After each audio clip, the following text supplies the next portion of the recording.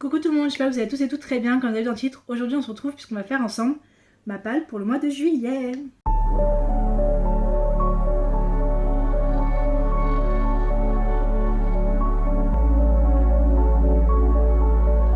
Bon, vous savez depuis le temps, les vidéos pâles, c'est les vidéos que j'adore regarder, c'est les vidéos que j'adore faire aussi. Je m'excuse, je me ventile comme je peux, il fait chaud.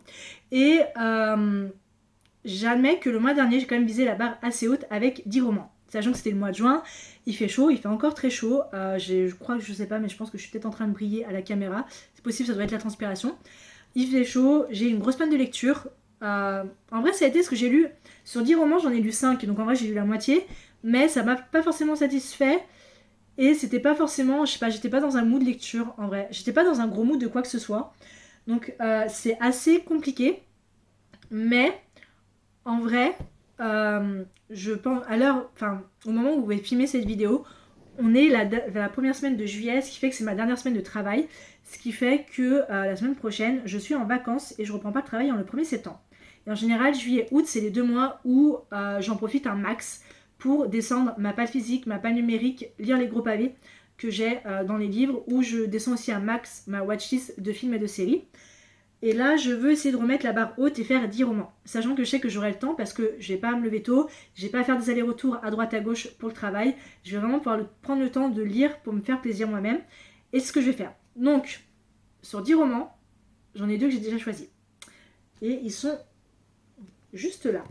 J'ai déjà ceci, qui est un service presse qui s'appelle Mutation, donc le tome animal de Josepha Juillet, chez l'édition Actus SF, de la nouvelle collection Aya, qui est une collection Young Adult qui vient de sortir.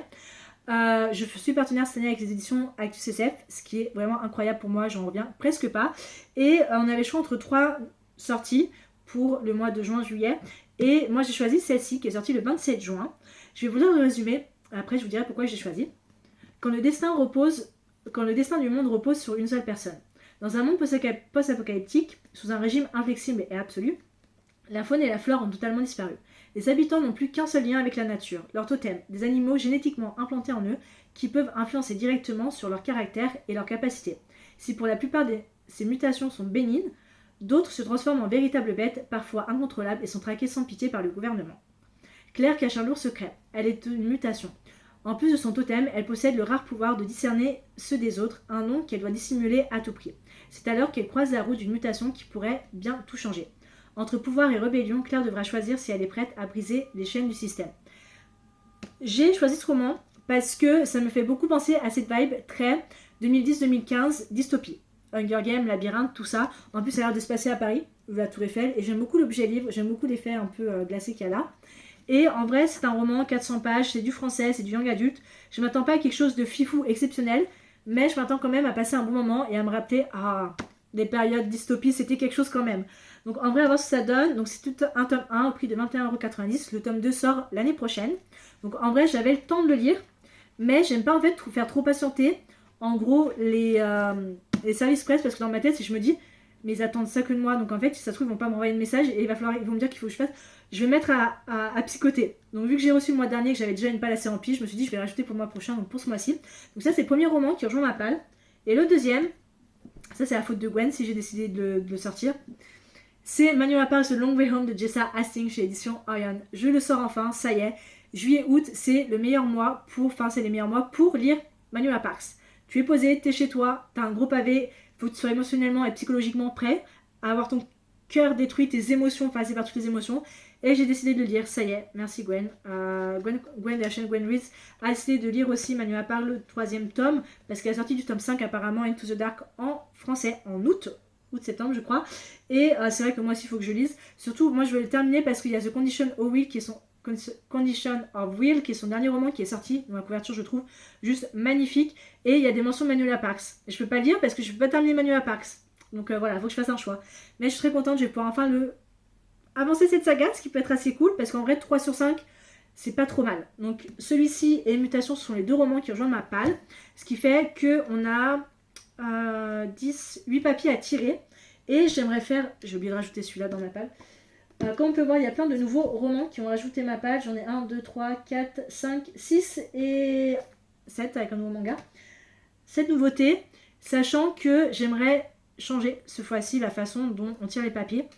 J'aimerais faire comme on avait fait les premiers temps, la toute première fois. Je vais tirer 8 papiers directement, on va les découvrir et ensuite je choisirai les livres. Je vais pas tirer un papier, découvrir, choisir le livre, un papier, choisir le livre. On va choisir les 8 ensemble. Si par contre il y a un des papiers où je trouve pas forcément le livre, je vais en retirer un, d'accord? Mais je le ferai avec vous. Donc on remue et on va tirer les 8 papiers. On découvrira à la fin ce que c'est, parce que sinon ça va me faire changer à chaque fois. Alors, 1, 2, c'est presque plus excitant que de choisir tirer un papier, choisir un livre. 3, je vais essayer de tirer vers le fond. 3, 4, 5, 5, 6, il en reste 2. On va faire un vers le fond et un vers le haut. 6, 7, ok. Et donc vers le haut, 8. Ok. Papier numéro 1, ça va être... Ok. New author to you, donc un nouvel auteur pour moi. J'ai déjà une idée de ce que je vais lire. With a name on the title, donc avec un nom pour titre. Je suis pas sûre d'en avoir ça. J'aurais pu choisir Manuela Pax. Mais ça l'a pas fait, donc il faut que je tire un nouveau papier. Le seul moment où je choisis Manuela Pax, il faut qu'on tombe sur un papier où on peut choisir Manuela Pax. Donc, on va le remplacer avec celui-là. Celui-ci, qui est un classique de 2010. J'ai pas de classique de 2010 non plus. On va en retirer un autre. Même sur ma Kindle, j'ai pas de classique genre 2010 et tout. Ok, donc celui-ci. Un livre que tu évites. Ok, là on est parti. Numéro 3. Romance Book. Un livre de romance. 4. Probably Smut. Donc il y a probablement du smut à l'intérieur. Ouais, c'est que de la romance en fait que je dis ce mois-ci. Un livre publié par un auteur masculin. J'en ai un, pas avec moi, mais j'en ai un en tête. Premier dans une série que j'ai aussi. Je suis pas sûre d'avoir des premiers tomes, j'ai fait le tri la dernière fois sur ma Kindle. Commence avec la dernière lettre du livre précédent. Waouh, va falloir que je fasse attention à ce que je choisisse. Et ce qui se passe à l'université et lycée. Ben, je vais faire un tour, voir tout ce que j'ai, et si je trouve pas, enfin on va voir ce que je vais trouver, et ce que je trouve pas, on changera les papiers. Encore une fois. Croyez-le ou non, j'ai tout trouvé. Croyez-le ou non, j'ai tout trouvé. Je vais déjà commencer avec les 3 papiers que j'ai ou j'ai pas avec moi. Le premier, c'est un livre écrit par un auteur masculin. J'ai choisi Red Rising de Pierce Branch, édition Robert Laffont dans la collection R, qui est disponible à ma médiathèque, qui est un roman de sci-fi qui fait partie de mes 25 livres pour 2025, qui est de la sci-fi young adult, qui après se transforme en sci-fi new adult, il me semble, qui compte 5, 6, 7, 8 tomes, donc je sais pas si j'irai jusqu'au bout, mais ça fait un moment que j'ai envie de découvrir cette saga. Donc ça fait déjà premier livre qui rejoint la palle. Ensuite j'ai, alors attendez, est-ce qu'il faut, voilà, donc un livre que j'évite, un livre que je cherche à éviter, et j'ai choisi The Tenant de Freda McFadden parce qu'il est considéré, pour le moment, c'est la dernière sortie en date, mais c'est pas le meilleur. Voilà, les gens le détestent, ils aiment pas du tout, donc ça me fait assez peur de le lire, mais il faut que je choisisse. Donc The Tenant, c'est le 2e roman de ma palle. Ensuite, j'ai un livre qui commence par la dernière lettre du livre précédent, et The Tenant, ça termine par un T, et j'ai choisi The Perfect Son de Freda McFadden. Autant continuer hein, dans les thrillers, c'est des romans qui se lisent très rapidement, en 2 jours j'ai terminé, donc c'est parfait. Donc The Perfect Son, ça rejoint ma palle. Ensuite, Romance Book, j'ai quand même soufflé un peu, j'ai décidé de mettre le tome 4 de L'Enfant Moi de Harry Mamoru. C'est un shoujo / josei, il y a quand même de la romance. C'est le tome 4 et franchement, j'aime toujours autant cette saga que je trouve vraiment super joli, super mignon, très touchant, très beau. Donc c'est le 4e roman qui rejoint la palle. J'ai ensuite First in a Series, donc premier tome d'une saga. J'ai bien évidemment mis Wild Love de Eddie Silver, qui est donc le premier roman de cette nouvelle saga, Rose Hill. Il me reste le tome 2 et le tome 3 juste ici. Voilà, si jamais, donc très très hâte de lire. On va suivre le personnage de Ford qui a été introduit un peu vite fait dans la série Chestnut Prince et qui est apparu à la fin de Chestnut Prince, qui est un billionnaire extrêmement canon de tout ça, qui cherche à s'enfuir de la presse, de sa vie en ville et tout, et qui va dans la magnifique petite ville qui est Rose Hill pour ouvrir un studio d'enregistrement de musique. Mais ces plans vont être vont un peu tomber à l'eau quand une jeune fille, petite fille, va venir le voir et lui dire « Toi, tu es mon père biologique, voilà !»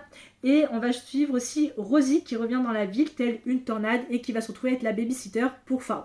Donc très très hâte de voir ce que ça peut donner. J'avais ensuite qui se passe High School University et j'ai donc choisi Nothing Like the Movies de Lynn Painters parce qu'il faut que je le sorte, hein, très clairement. Et là, Liz et Wes sont au collège, à la fac. Donc très très hâte et pas prêt émotionnellement à lire. J'ai ensuite, j'avais Probably Smut, donc il y a probablement du smut à l'intérieur. J'ai choisi Deep End de Ali Hazelwood, ça aurait aussi très bien pu coller pour High School University parce que ça se passe au lycée où on va suivre Scarlett qui fait partie de l'équipe de natation. Et en vrai, je sais pas trop, je vais pas vous mentir. Elle a du mal à aller dans des relations parce que là, son truc, c'est le côté BDSM. Et elle va faire connaissance avec Lucas qui fait partie d'une équipe de natation, World Champion, tout ça. Et lui aussi, il est un peu dans ce genre-là. Et ils vont apprendre en fait que voilà, ils peuvent peut-être, je sais pas trop en vrai. Je sais pas, mais j'ai vu des retours assez positifs dessus. Le smut est assez présent comme il faut, c'est pas genre smut sur smut. Donc en vrai, ça va. Et bon, j'ai juste un petit défaut, un petit gros défaut juste là, j'avais pas fait attention, mais en vrai ça va. En vrai, une fois posé, rangé comme ça se voit pas. Il y en a qui chipotent pour beaucoup moins que ça. Il y en a qui chipotent des fois parce que oh mon dieu, c'est cassé. Franchement, ça va. Donc très hâte de lire. Et le dernier roman que j'ai donc choisi, où c'était un nouveau auteur ou autrice pour moi à découvrir, c'est Addicted to You de Krista et Becca Ricci chez les éditions Verso, donc qui est au prix irrésistible, donc au prix découvert de 9,90 €, où on va suivre Lily Calloway qui est addict au sexe et son meilleur ami Lauren Hale, qui est un homme, qui lui est addict à la bouteille. Et donc les deux, ça fait 3 ans qu'ils font semblant d'être en couple, cachant leur addiction respective à leur famille. Mais alors qu'ils croulent sous le poids de leurs secrets, Lily et Lauren s'accrochent à leur relation destructive et commencent à se demander si une vie ensemble pour de vrai ne serait pas préférable au mensonge et si le véritable vice de chacun était l'autre. La saga Addicted, c'est une saga qui me fait de l'œil depuis extrêmement longtemps en VO. Et je sais que Bookmark à l'époque avait sorti il y a très longtemps les 2 premiers tomes, je l'avais mis sur ma Kindle et j'ai commencé à lire, j'ai fait oh non. Donc là je pense qu'on a une nouvelle réédition. C'est tout floppy, ça va se lire assez rapidement, j'aime beaucoup l'intérieur juste là. Et derrière on peut voir la sortie des prochains romans avec leur date. Donc Addicted to You est sorti le 16 mai, Ricochet tome 2 est sorti le 13 juin, mon anniversaire.